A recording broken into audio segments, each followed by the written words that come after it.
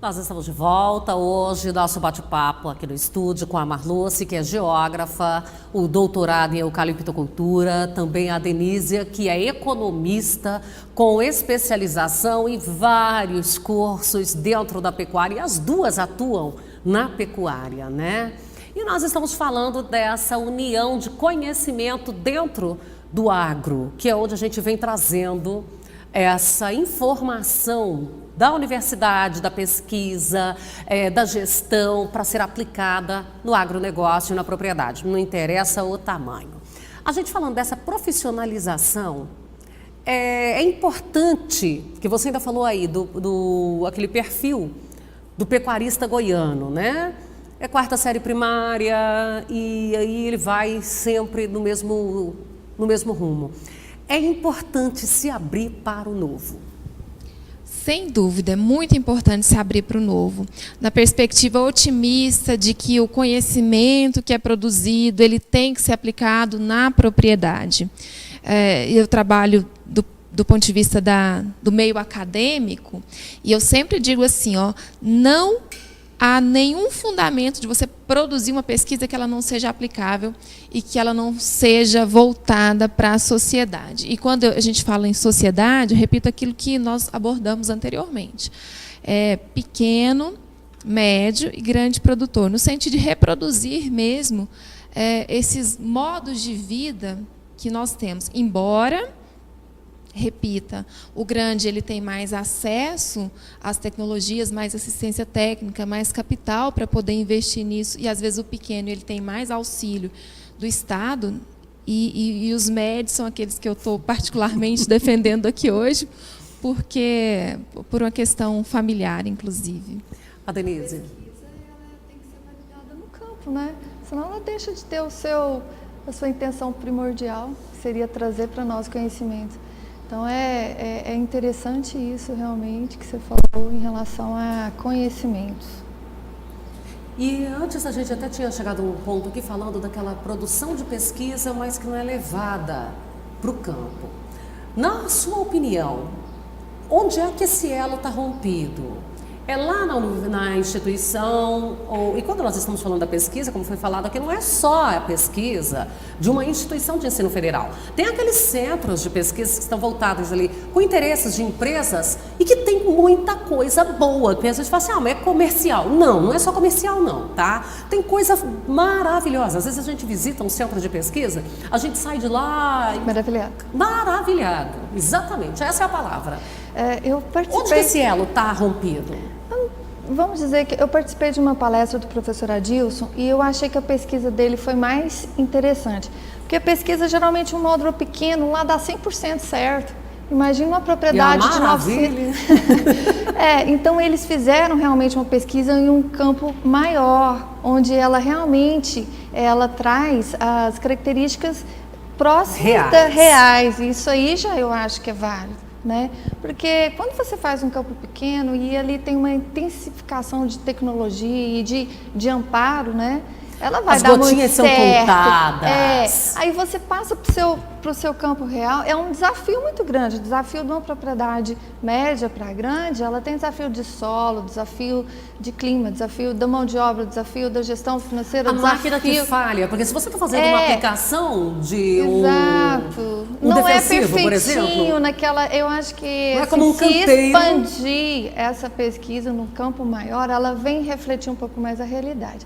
Eu acho que não sei se seria esse o ponto, mas existem faculdades que já estão ampliando esse campo de pesquisa, né? Isso, eu acho que... Essa amostragem, na verdade. A pesquisa hoje no Brasil ela é muito desenvolvida. Em alguns aspectos, o Brasil ele lidera o número de pesquisas. Na questão da genética do eucalipto, por exemplo, o Brasil tem a liderança mundial, né? Agora, o que falta mesmo, eu acho que essa lacuna aí é a extensão. E nós vemos, por exemplo, aqui no estado de Goiás, hoje, que a Emater, que tinha uma atuação muito grande no passado, hoje ela está menos atuante. E aí eu não digo talvez por culpa da própria Emater, dos funcionários, que são sempre gentis. Não, nós não estamos falando aqui dos servidores, daqueles meninos que estão ali, porque tem alguns Que, gente, o amor deles é maior do que o normal. Paixão. Sabe? Eles fazem por paixão. É emocionante da gente conversar com eles. Talvez seja uma falta de uma política extensionista no Brasil. E hoje a gente sabe todo. que foi cortado verba de todas essas instituições. Todas. E nesse sentido, que a Denise falava e que você abordou anteriormente também, uma certa vez nós fizemos uma pesquisa ainda na UFG, nós estudávamos os solos arenosos do município de Serranópolis. O Serranópolis tem 90% da sua extensão territorial com solos arenosos.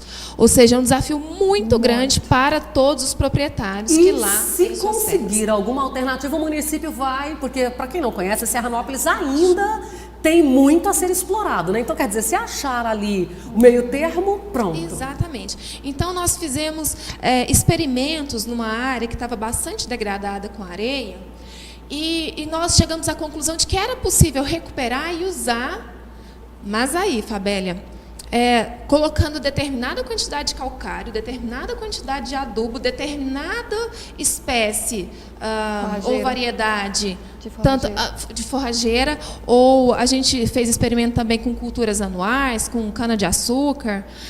Então, nós notamos que era possível recuperar, era possível trazer uma alternativa. Só que nós chegamos à conclusão de que era inviável do ponto de vista prático, porque financeiramente era inviável. Aí nós fizemos o sentido inverso.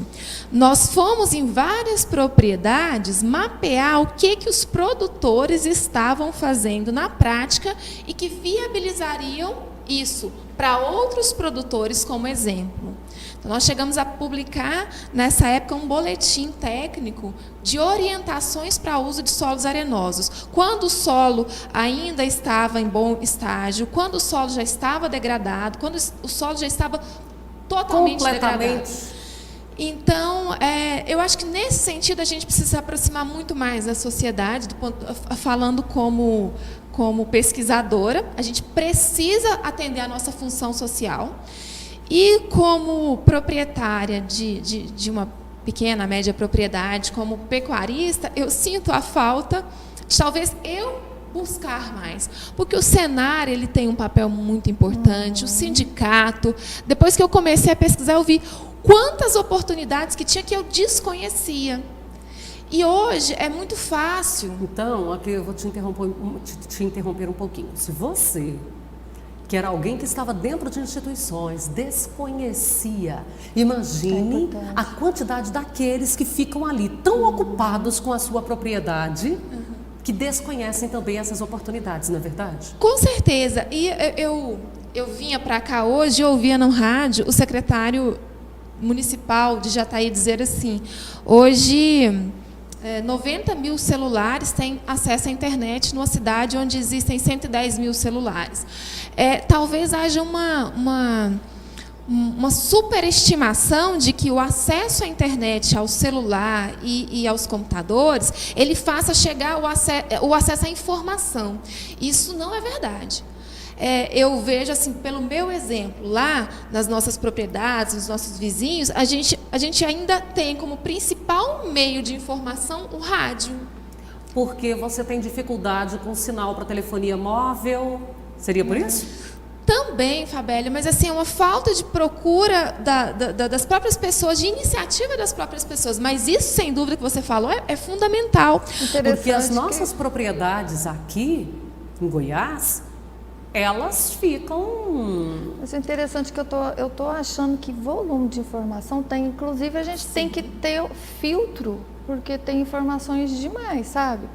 Mas é que na mesma intensidade que essa informação chega, ela não tem a segurança, ela não tem a fonte. Aí eu acho que esse filtro, talvez ele fique às vezes até mais perigoso, por eu não ter o conhecimento, ele é até mais perigoso, esse excesso de informação, do que a falta dela. Porque eu posso estragar tudo. Sim. E informações conflitantes também. Não, e às vezes eu pego uma pessoa que não tem aquela intimidade com a internet e que a primeira informação que chega para ela, ela toma como verdade. Exatamente. Mas essa questão que você falou é muito importante. A falta de sinal, a dificuldade, parece que os celulares estão evoluindo e os sinais nas fazendas estão cada vez piores. E não só isso, a falta, eu falo de uma questão assim fundamental, a falta de energia elétrica. Também. Hoje está tudo bem, mas na semana passada nós Foram ficamos 8 dias lá em Serranópolis. 8 dias, perdemos leite. Nossa. Quer dizer, Pois é, aí, como que fica o produtor nessa situação? Porque ele não tem nenhum suporte que vá fazer ali uma recompensação financeira para ele. Ele vai ter que entrar na justiça contra a CELG e tal. A CELG vai argumentar que se ele tem aquela atividade, ela tinha que ter um grupo gerador. Aí, para aquela propriedade que ela é média, ter um gerador ali é dispendioso. Com o diesel, do preço que está, é um tiro na cabeça, porque você vai tentar salvar de um lado, você vai tentar salvar a mão, perde a perna inteira. E aí? O que é que o produtor vai fazer?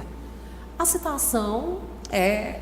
Bom, gente, eu não tinha percebido, mas o nosso tempo aqui, já estão me avisando aqui, o nosso tempo já está esgotado. Então, nós vamos ter que encerrar aqui e vamos trazer essas meninas outras vezes para nós falarmos mais. Nós já estamos entrando aqui nos nossos últimos 30 segundos de programa. Eu quero agradecer a Cristiane Lima, que foi ela que a responsável por arrebanhar essas meninas e trazê-las aqui para nós e abordarmos um assunto tão gostoso que hoje o tempo passou ainda mais rápido do que a gente tem o costume de acompanhar.